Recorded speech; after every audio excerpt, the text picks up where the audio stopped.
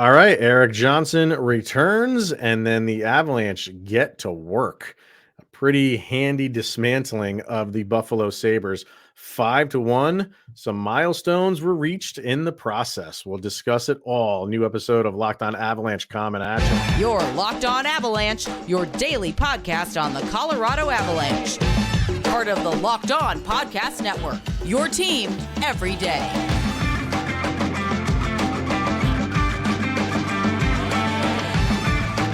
All right, everybody, welcome to the Locked On Avalanche podcast. We are a part of the Locked On Podcast Network, your team every day. I am your host, Chris Maselli. With me, as always, Mr. Shaggy Von Doom, Kyle Sullivan.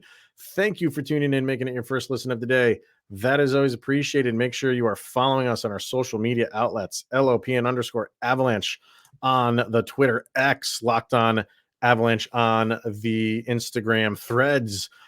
Questions, comments, concerns, and opinions, lockedonavalanche@gmail.com. And make sure you are following us over on YouTube. Hit subscribe, get notified when a new show goes live. And also subscribe to our subtext as well. Link to that is in the show notes below. When you do, you're chatting with Kyle and I one-on-one, and you become one of our very special insiders. Give us your opinion on everything going on Avalanche-wise. So, Mr. Sullivan, big day at Ball Arena the other night. A lot going on with the Erik Johnson stuff. The game was a great game from, an Avalanche perspective. So let's kind of dive right in right there. And we got to start with the Erik Johnson stuff, right? We'll get to the game, which was, it's important. 2 points. And they played very well. But all eyes were on Erik Johnson for this thing. So, and it started earlier in the day with the very first, locker room interviews he gave. He needed a minute. He was talking about it. You could see him starting to tear up a little bit, and he just had to sit down and collect himself. And when he started talking again, he started crying again. So, which doesn't surprise me. Like what this guy means to this team, this franchise, can't be overstated. And but what I do love is before he even answered a question, and this just goes to show you like how great of a guy Erik Johnson is. Before he even answered a question, microphone's going in his face, and before he takes any question, he says, I didn't get a chance to talk to Sam Girard, but I just want to wish him well. And you're just like, oh man, like here we go. Like, what a guy. Yeah. So just your thoughts on the whole night as a whole. I didn't anticipate it being as emotional as it was. And then you see the Erik Johnson comments in the interview that he did earlier in the day, and you see him breaking down. And I'm just sitting there like, it's going to be one of those nights. And it was. Mm-hmm. And it was from EJ getting emotional beforehand, and then Landeskog, the Landeskogs. Yeah. Skogzy, whatever the plural of Landeskogs. They were all there, and the sign that's gone like viral. It's on every hockey social. It's what you want to see. Like just seeing EJ being welcome back to that ovation. Yeah, Jose was there too, but the EJ he's already returned with many other teams. Right, but like just EJ and everybody kind of having their moment where it's like, I do miss EJ, and we understand like his last year with Colorado wasn't incredible, but when you see him in another sweater and you see that highlight package, you're just like, he meant so much to this team. Yeah. He was, even if he wasn't putting stuff up on the board, if he wasn't playing phenomenal defense, everything he's done for this team. Yeah. I think we kind of took for granted. Maybe I don't know if it's weird. Like, I don't really take it for granted. I think you just take for granted that he's just going to always be around and always be a part of the Avalanche, right? Maybe that you take for granted, but he was never the best player on the team, but that doesn't matter. Like a guy that, resonates with the fan base isn't always the best guy on the team and the superstar all-star. That's not just, those don't go hand in hand.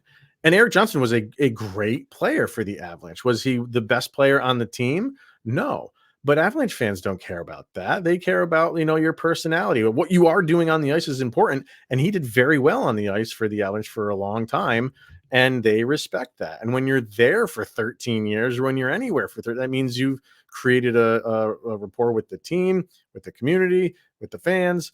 And you just saw it. You saw the outpouring of, yeah, man, like, we miss you. And as far as like the business side of it goes, makes all the sense in the world that he's not there, because what he was making, the last few years of that contract where he's making $6 million a year, he didn't really live up to that. There was a lot of injuries there.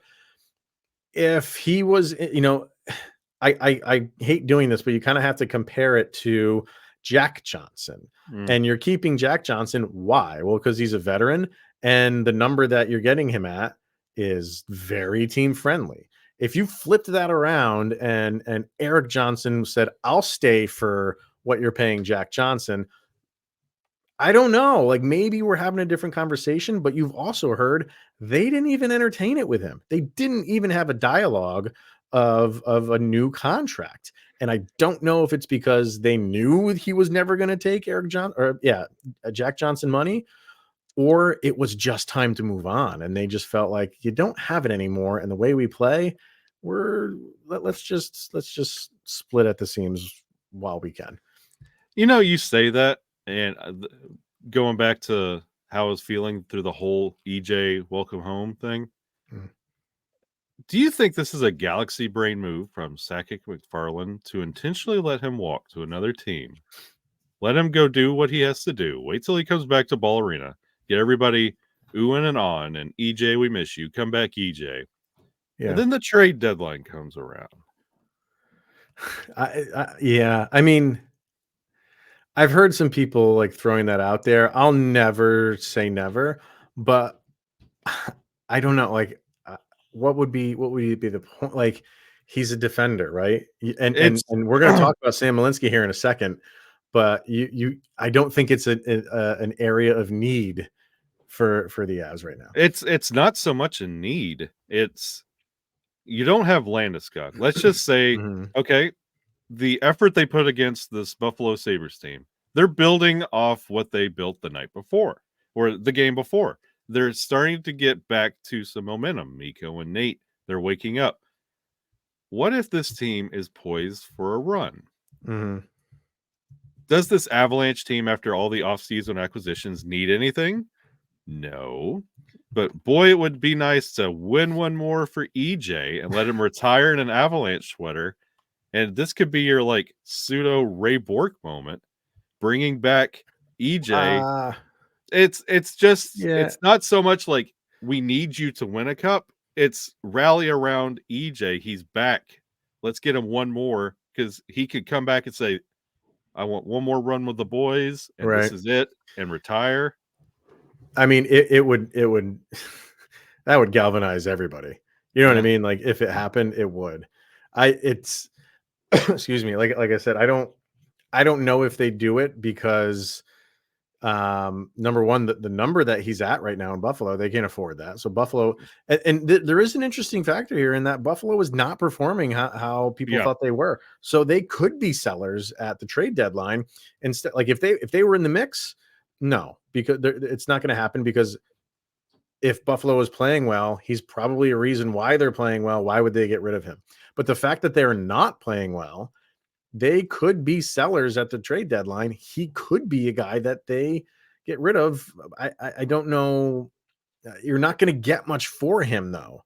That's the thing. So, like, if you're sellers at the deadline, it's because you're looking for the future and you want some draft picks or something, or prospects. You're not getting that for Erik Johnson.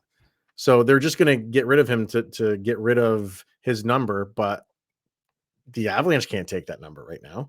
And are they going to? Is Buffalo going to keep some of that salary in the books? I don't know. Is it for multiple years? Let me see. No, it's just the 1 year. It's just the 1 year. So, and then from the Avalanche perspective, like I said, I don't think conversations were even had with him to sign another contract. And again, I don't know the reasons why for that. If the reasons why are we know we're going to be too far apart, so why even start in on this? I don't know, man. Like, it would be a phenomenal story. Yeah. An absolutely phenomenal story. And I wouldn't be against it for the the fan factor of it and just rooting for that. But from like the business side of it, I don't know. I don't know if it makes a lot of sense to have, and you're getting older overnight by bringing him in too. We don't need him, No, but the Avalanche are set because it'd be something nice to have for this run. yeah, okay. I'll concede that. I'll concede it'd be nice to have because it's a nice story. And honestly, at the deadline, you could trade away what pieces aren't working or whatever depth that you just don't really feel like it. Yeah. But I mean, it's just something you could have. And if story, it's something you could think about just in the back of your mind. If he is something that they want to like get rid of, he wouldn't cost you anything. Yeah. So if you really wanted to do it, you could go do it. I mean, well, he would cost you a salary, which again, the Avalanche can't afford right now, so you'd have to figure that part of it out. But I don't know, man. It's we'll see where it goes. But overall, it was phenomenal. The video that they put up on the Jumbotron was it was grade A. It was grade A stuff, and you could tell. And the applause just seemed to go on and on and on. Usually those things last 10, 15 seconds. This thing went on for like almost a minute, and nobody was trying to rush it. They even put the spotlights on them. They brought the house lights down. They put the spotlights on them, and nobody was like rushing through this thing. So it was great. It was a great night, and one of the you get special nights throughout the season. This was definitely one of them. Yeah, definitely one of them. So, all right, let's talk about the game, which was very, very good for the Colorado Avalanche. So they went right to work in this thing. And in the end, they win at 5-1. So we will discuss, I want to say the good, the bad, and the ugly, but there's really just pretty much good. Good. A lot of good in this one. So we'll talk about that next. First, we're going to hear from Game Time and the Game Time app, and you shouldn't have to worry when you're buying tickets to your next big event. Game Time is a fast and easy way to buy tickets for all the sports, music, comedy, and theater events near you with killer last-minute deals, all-in pricing, view from your seats, and their best price guarantee. Game Time takes the guesswork out of buying tickets. You just bought tickets. You're going somewhere this weekend, are you not, sir? That's correct. Please tell the audience where you're going because I am a tad jealous. Yeah, me and the girlfriend, we were going to go watch Christmas Vacation with Chevy Chase there answering questions. In-house answer. Do you have a question lined up for him, or are you still? Do we have another Fletch movie on the way? Oh, so you're going completely out of the heck with Christmas Vacation. We're going straight to Fletch. I'm getting the hard. I love it. Kyle Sullivan from Locked On. Hi, Chevy. And you got those tickets right over on Game Times. They have deals on tickets right up to the start of the event. It's the place to find your last minute seats. So download the Game Time app, create an account, use the promo code Locked On NHL for $20 off your first purchase. Terms apply. Once again, create an account, redeem the code Locked On NHL, LOCKEDON NHL for $20 off. Download Game Time today. Last minute tickets, lowest price guaranteed. Yeah, so Avalanche really kind of cruise in this one, and this is what I wanted, Kyle. We've been talking about this for a little while. Like, let's have one of these games. Let's have one of these games where you're in control. The score, in the third period, at some point in the third, I mean, it's 3-1 going into the third, so that's not in the bag. But with when they got that power play goal, I think there was 7 minutes left to make it 5-1. And then you're comfortable for the rest of the game. You don't have that they're pulling the goalie and you're on the edge of your seat. Are they going to get a greasy goal? You finally had this game first time in a little while where it was you're in control. You knew you were in control. And overall, very, very well played game by the Avs. And, I think the storyline, and we're going to talk about it, is the scoring and Malinski and how good the offense looked. But I'm going to raise you one more. Buffalo almost went the entire first period without a shot. Finished the game with one more shot than the Colorado Avalanche. Yeah. And guess what? Guess who didn't buckle after letting in one shot, one goal? And guess who held up the entire game. Yeah. That would be Prosvetov. He looked good. Wire to wire, a absolute performance that Mhm. that got dwarfed by the rest of the offensive output. It was something I don't want to go unnoticed or forgotten, but what a game. And Yeah.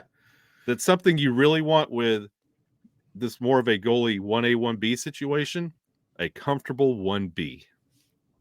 Absolutely. Yeah. We usually, when we're kind of like recapping games and stuff like that, we'll get to the scoring, how defense played, and then we'll kind of like end with the goalie situation, unless, they had like a shutout and, they were standing on their head. He was pretty close to that. But I think all this other stuff going on, the Erik Johnson stuff, Malinski, Nathan MacKinnon going off again, like it did get buried a little bit. Yep. how well he played.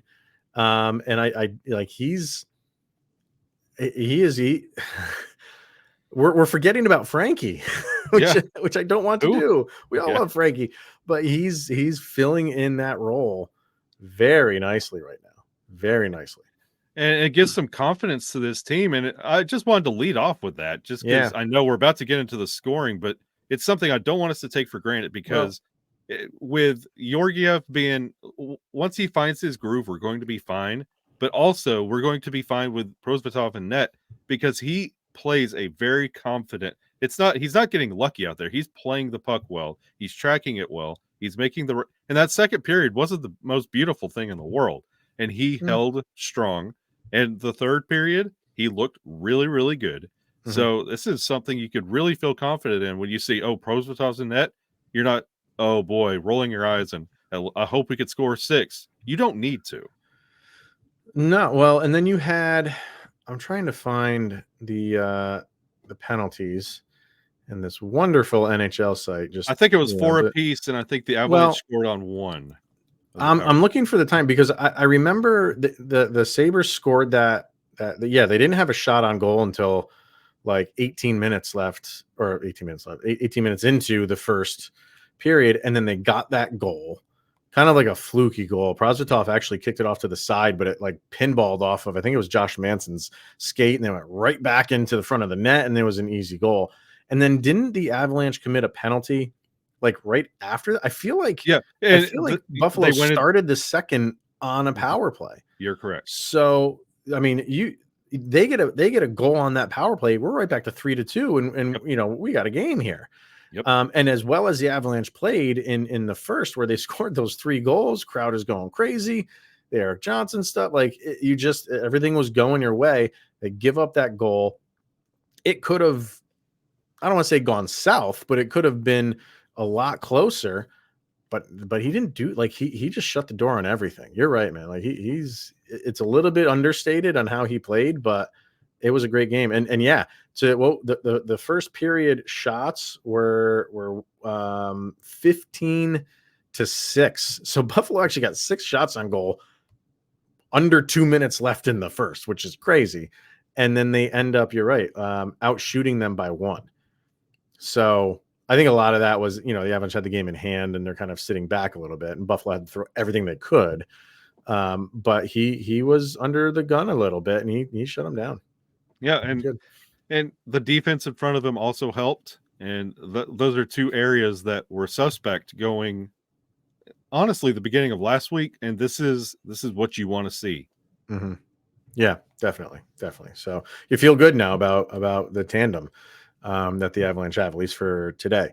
Offensively, the first and the third were just the works of art. The second wasn't horrible. I don't think it was a horrible second period, but I think Buffalo maybe forced the issue a little bit more than the Avs did in the second.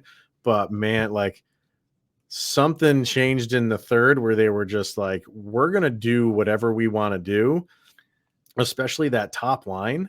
They were holding offensive possessions.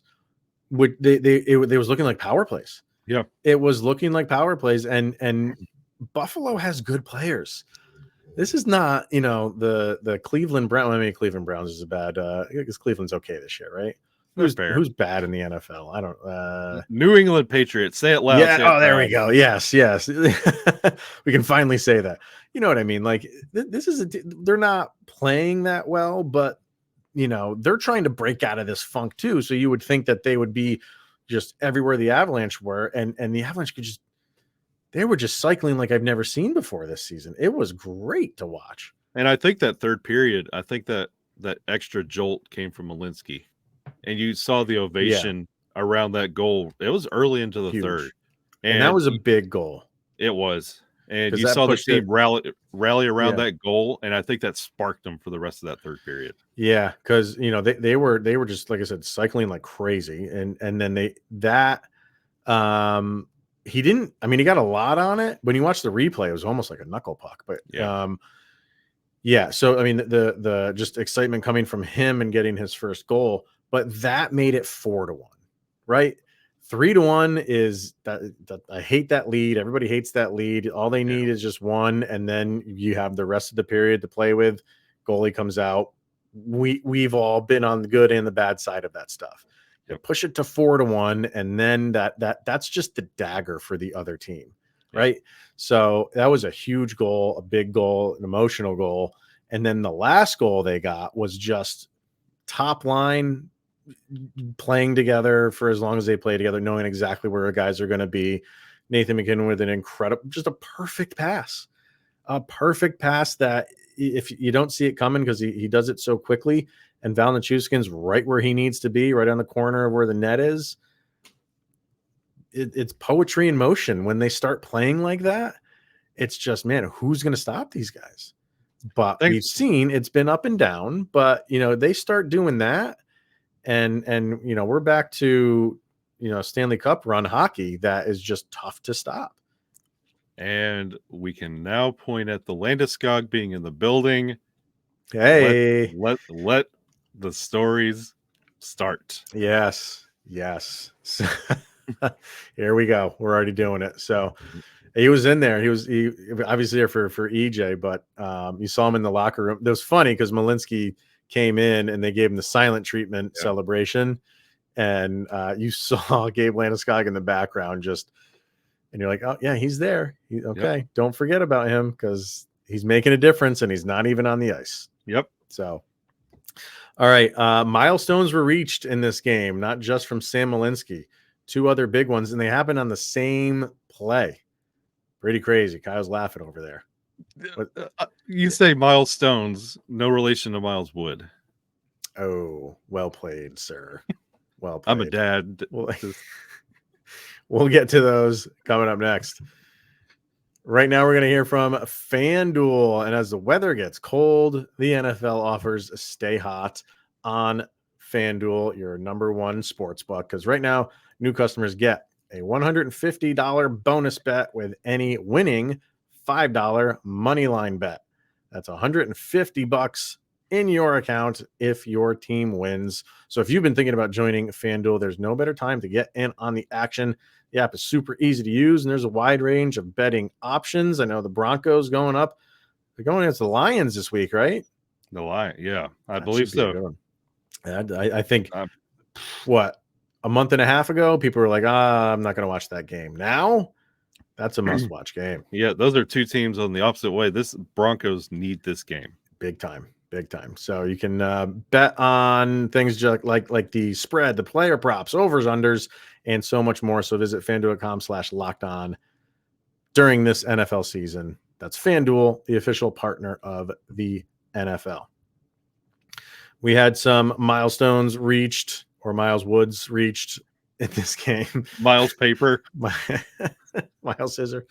So you had Sam Malinski getting his first goal. Congratulations there.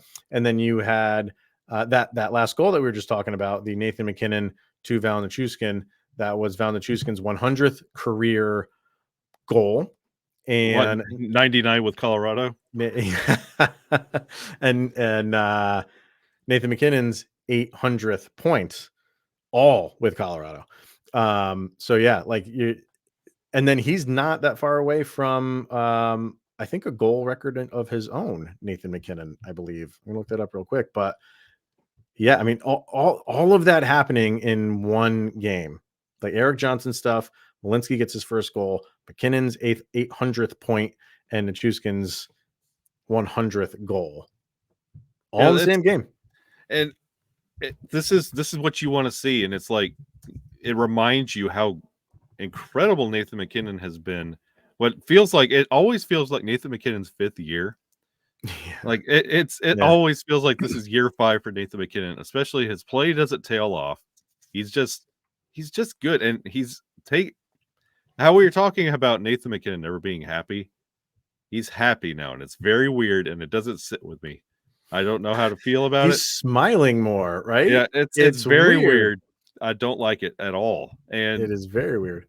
But to see him reaching the ranks that he does, like we always are watching Cale Makar for what he's doing because he is in rarefied air. But Nathan MacKinnon is slowly taking his name and putting it right up there with the Sakic's and Forsbergs quietly. I don't think it's quiet. We're so used to it. We're just so used to it. Yep. He's on a 13-point scoring streak right now, and yeah, he's hitting a stride, and so is Nichushkin. He was everywhere last night or 2 nights ago now, but he was just. I mean, I think he skated a marathon. He was all over the place, and he was fast, and he was aggressive, and he was he was deacon guys. He was getting around guys. It was. He played a great game watching him skate. He was kind of skating like Nathan MacKinnon does. And Nathan MacKinnon just goes. Val Nichushkin's a little bit more, I don't want to say timid, but like he knows where he's going, and he goes there with a purpose. Where Nathan MacKinnon is just like, I'm just gonna free for all this thing and just try to catch me.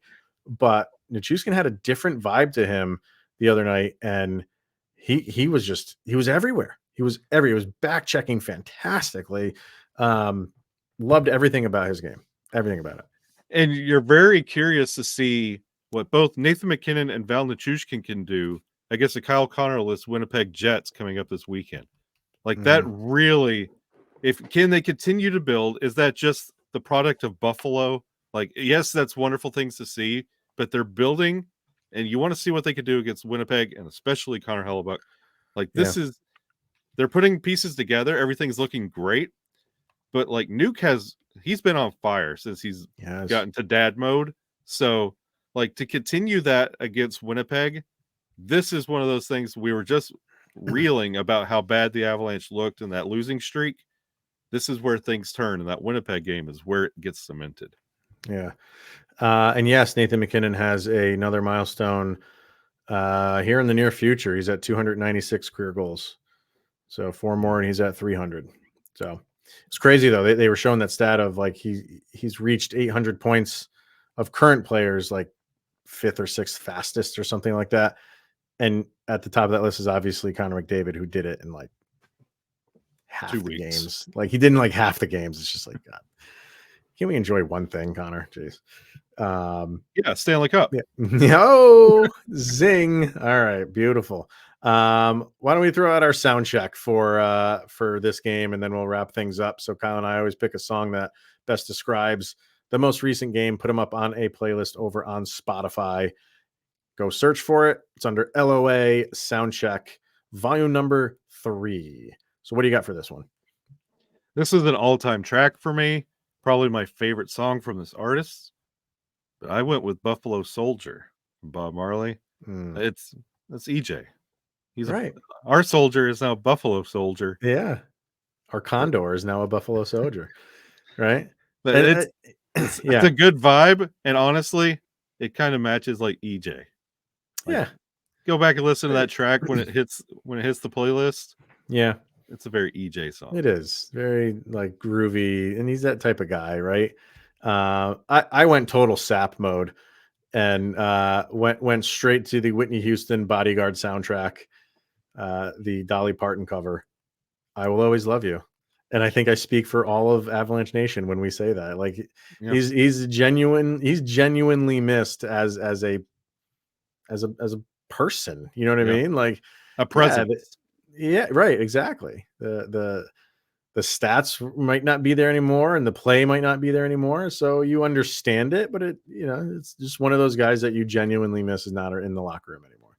And he's not going to name a horse Tage Thompson. That's so true. Tage, just Tage. You know what? He will name a horse. If he doesn't name a horse, Ukko-Pekka Luukkonen, Oh, why is he even a horse owner? and then tell Come me on, what EJ. race that's in. I want to hear the announcer. Yeah. Ukko-Pekka Luukkonen. Luukkonen. Ukko-Pekka Luukkonen. Like, how many times you got to say it? Say it 10 times fast. Greatest name in hockey. Greatest name in hockey. So a great night, man. Just one of those nights that is memorable for Yep. a lot of reasons. And the EJ thing takes the cake. So it was fun. It was enjoyable. And yeah. So we'll see how this all ends with his career. If he does one more run with them, remains to be seen. We'll see. Until then, that's going to wrap it up for now. So thank you, everybody, for tuning in, making it your first listen of the day. Always appreciated. He is Mr. Shaggy Von Doom, Kyle Sullivan. I am Chris Maselli. This is the Locked On Avalanche podcast, and we'll see you guys next week.